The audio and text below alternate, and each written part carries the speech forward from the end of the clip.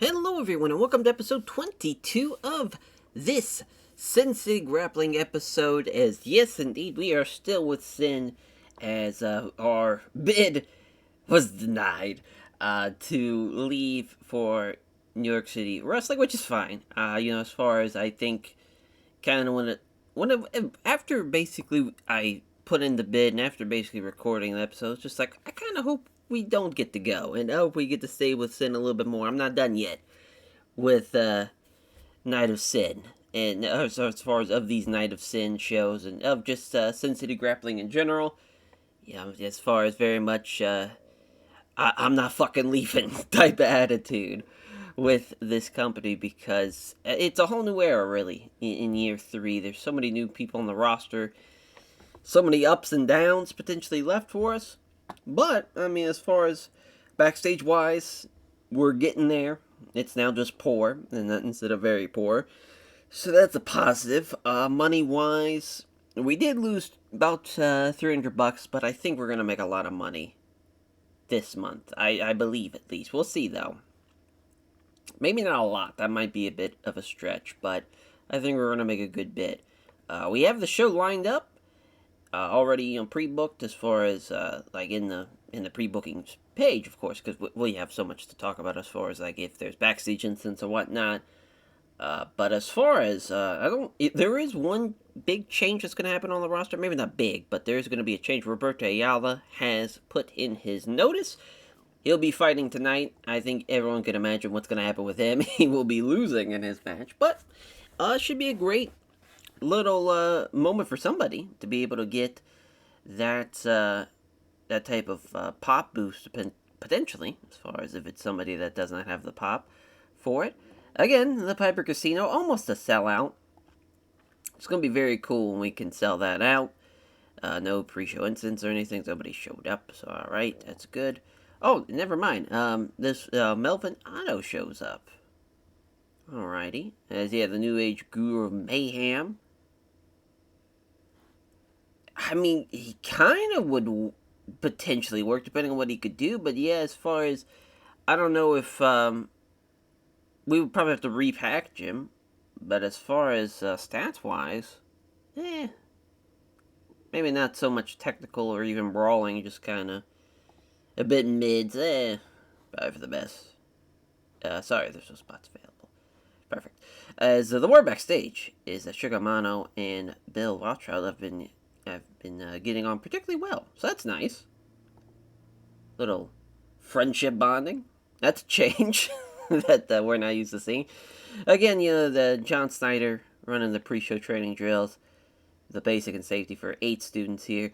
I do like the change away from Kiyoshi Kawamura to John Snyder because I think he's just doing a lot more. I think he's just a little bit better of a trainer. A lot of people getting a lot of love, especially basically all new talent besides Ray Cavallero. I mean, House of Core is kind of the not so much new anymore, but young line nonetheless. Oh, and Virgil the Boss Voss about fought Kiyoshi Kawamura. Probably shouldn't do that, buddy. Probably shouldn't do that. Oh, I think it was justified. I think Kiyoshi Kawamura did some damage. Potentially. We'll save the team bonding and whatnot. Because this show, I mean, Night of Sin 31, obviously we just had Night of Sin 30, a big triple threat main event. This show, though, a little different. No title on the line. It's a bit of a bounce back show for us. And the biggest thing is the return of John Snyder. After being gone for basically 3 months. We'll get into that, though, once we get there. Because the opening matchup, that is a good question. I think it's going to be old Virgil Voss and Nate Jordan. Which, the boss Voss will be getting the win there. Probably getting a exploder suplex off the top as the finish there. Then we'll probably go. Buzz Reed, Ray Cavallero makes a lot of sense since Buzz Reed, this will be his first win, beating Ray Cavallero, which Ray will now drop down to 4-8, I believe, as far as in that regard. So that's a tough break. And as far as for Buzz Reed, though, he will be getting his very first win. As then we'll go with yeah, we'll go with Slade and Stipe. This is a fun little matchup. Slade gonna get the win here. I thought about being a draw, as far as when we first put this together, since Stipe, he's got his first win, but here he's gonna get his first loss. Both guys 1-0. Really with Slade, I want him to knock him out with the Stonebreakers, that Judas effect elbow, the back elbow. It's gonna be nice to see a finish like that, somebody get knocked out. And then Keito Morimasa versus Quick Nikeo, as Nikeo's going to lose here. This is a fun match. This is exactly what we want from Sin City Grappling, especially in kind of the throwback to what the mid and early 90s Pride, or not even Pride, UFC shows, where you had your kickboxer versus Brazilian Jiu-Jitsu artists, two different martial arts styles coming together. But Keito Morimasa obviously has evolved way past just a Brazilian Jiu-Jitsu guy, but that's his kind of main practice, because he is an overall kind of MMA, as far as performer.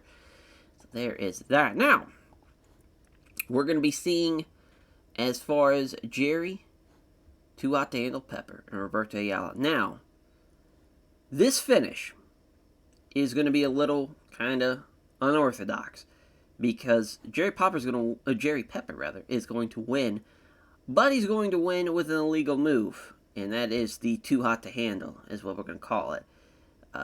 It is just a right cross, a looping right cross.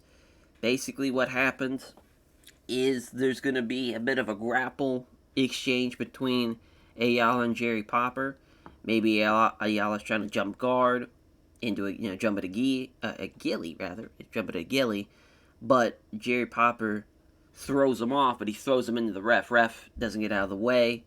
The ref bump, and then with Jerry Pepper sees that the ref's down, shot right on the nose, and down he goes. As far as gets knocked out, basically, as once the ref gets up out, because again, it's not like a traditional ref bump where ref gets hit and he's out for like a couple of minutes. No, like this happens in the span of about maybe 30 seconds, where it's he gets knocked down, doesn't know what happened, and was trying to make sure that, hey, Jerry can't be doing that type of thing as far as shoving his opponent into the ref, but he's going to make the count since, Roberto Ayala's down. And even though you probably could have heard from the punch that it sounds different than a palm strike, but maybe, just as far as bringing in some inexperience, because of course,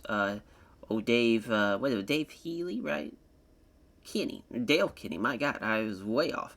Dale Kinney, not used to Sin as much as maybe Esteban Pena was, where he had over 2 years of experience, and maybe that plays into a factor. Once that happens, though, boy, John Snyder, he comes out and is pissed, and he demands a matchup with Jerry Pepper right fucking now. That he's not going to stand for this bullshit. We're going to see a clean fight. And he beats him in 5 minutes, so we see Jerry Pepper take his first win and his first loss on the same show. Just a fun way to get Snyder back, and also, too, we get to see John Snyder's new finisher, which is called the Silencer, funny enough, but it's the Regal cutter that Regal used to do in, like, 2001, and yeah, I don't know why I get why he kind of stopped doing it, because it kind of is, it's a weird setup sometimes, depending on the size of the opponent, but I always thought that looked, just an awesome looking finish when it's done kind of properly to somebody that's around the same size as him. And, John's one of the bigger guys, so he's going to be able to pull it off there against Jerry Pepper. Then our main event, though, Goro Hatamoto versus Bill Rothschild, who is on an undefeated streak. He was 2-0, but he's going to lose to Goro here. And Goro getting a nice win to end out the show as well. And it's going to be 8 minutes overall, of course, for Goro Hatamoto. Just to remind everyone, he is coming off of a win. I don't know why we didn't put who he's coming off a win against. But yeah, he just beat Nate Jordan, which he was, as far as on a little bit of a losing streak to start off the year. Because he was doing very well for himself at the end of the year in 2023, but here in 2024, not looking too hot, but he just beat Nate Jordan. Now he's going to beat Bill Rothschild here, so he's going to be 7-7-1. We'll just go ahead and edit this now. While I'm thinking about it, 2-match winning streak. Perfect. Love it. As, I think for, and for John Snyder, that's going to be his 6th win, too. After, he has a 1 in 5 matches. I believe that, he lost, or no, he did beat Kato Morimasa, so he is coming off of a win, so that's got to get changed as well. As, that definitely is a little bit out of order by the looks of it. So yeah, as far as for John Snyder, got a bit of a winning streak going now. It's nice. It's nice. Everything's kind of getting pieced together a little bit for potentially the Sandman, Jules Knight's next title contender. So that's obviously what we're building towards next. But, as far as, again, we got a whole new roster, basically, to try and figure out who's good, who's not good. A lot of the region guys are not really good, but we kind of know what is afoot here for us. But, yeah, we got to change this card all the way around. Hold on. Yeah, Slade and Stipe can go there. Okay, yeah. I like it. I think that the Nikeo Kato Morimasa match is going to go over pretty well. We'll see. We shall see. But yeah, Jerry Pepper getting 2 matches when we really don't know what he's going to do, since he's making his debut, is always a bit of a roll of the dice. But I think it's going to play out pretty well. This doesn't go well, though, as, John Snyder, not a great agent at all. So we'll go ahead and fix that. At least try to. We really don't have a whole lot of agent options, unfortunately, since Kiyoshi Kawamori doesn't want to be an agent. But 222 people here at the Piper Casino. Opening matchup, not great. Virgil Voss gets the win, though, in 5:09. First win in company history. As, we'll go ahead and try and just have Kato Morimasa. I guess we could probably have... Oh, never mind. I wanted to look and see if, what all he's doing. Because we know we gotta have him agent that match as well, obviously. Is he still good? Yeah, still good. So I try to do as much as we can with Kato being the agent. Oh, yeah, Kato's the agent for that, so yeah, we gotta do that. Alrighty. So yeah, I think now Kato's agenting everything else. Alright. So, we're gonna have a bad opener and maybe a bad match with Quick Kick, Nikeo, and Kato Morimasa. Yeah, 20 here. Buzz Reed, still rusty, which is crazy. But he does, in fact, get the win at 432. I thought he had a power bomb as his finish, so we probably should have had it set for knockout. Sometimes that happens when a guy probably shouldn't win by submission, just wins by submission, because that's like the top option. So that sucks. But basically, Buzz Reed knocks him out with a power bomb. Is the idea there? Oh, Slade, Bolin, and Stipe don't work well together. Plus, Stipe was off his game, but Slade knocks him out with the Stone Breaker. And it's a 31, so not terrible, just the crowd. With a 6, though, not great there for the crowd. A little bit better here, but again, John Snyder, not a great agent. Kato Morimasa with the Anaconda choke. Tap and out, quick kick Nikeo. He does outperform him, so the right guy gets the win. Tough loss for Nikeo in his debut, but I'm sure he'll get some wins down the line. Jerry Pepper is rusty, too. Just great, but yeah, gets the too hot to handle, so the illegal finish. Gotta love it, how someone's being a heel. Again, we kind of teased that a little bit in the beginning of the save with the Mendoza brothers, but now bringing it back again, since it's been a while since someone had tried to be a piece of shit, but immediately John Snyder's trying to snip that right in the butt. Oh, he probably should have been the agent for the angle. I figured since he's in the angle, he wouldn't be the agent, so there's that. But yeah, John Snyder gets the one with the stretch muffler, though. At least now Jerry Pepper is not rusty anymore somehow after just one match. But gets the win. Which, again, that wouldn't have been the stretch muffler as the finish. It would have been his new finisher, the silencer. But a 58 for a main event. Holy shit. Actually, a pretty good main event. Go Hatamoto getting the rolling knee bar over Bill Rothschild. Great main event here. Really saved the goddamn show. Because that could have been really, really bad. As we increased our popularity as well. Only a 49 because literally the second best thing on the card was a 35. So that's pretty tough. Couldn't really get rolling. We're pretty top heavy right now, where we don't have a real deep roster like we had previously.